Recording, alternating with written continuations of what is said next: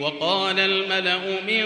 قوم فرعون أتذر موسى وقومه ليفسدوا في الأرض ويذرك وآلهتك قال سنقتل أبناءهم ونستحيي نساءهم وإنا فوقهم قاهرون قال موسى لقومه استعينوا بالله واصبروا إن الأرض لله يورثها من يشاء من عباده والعاقبة للمتقين قالوا أوذينا من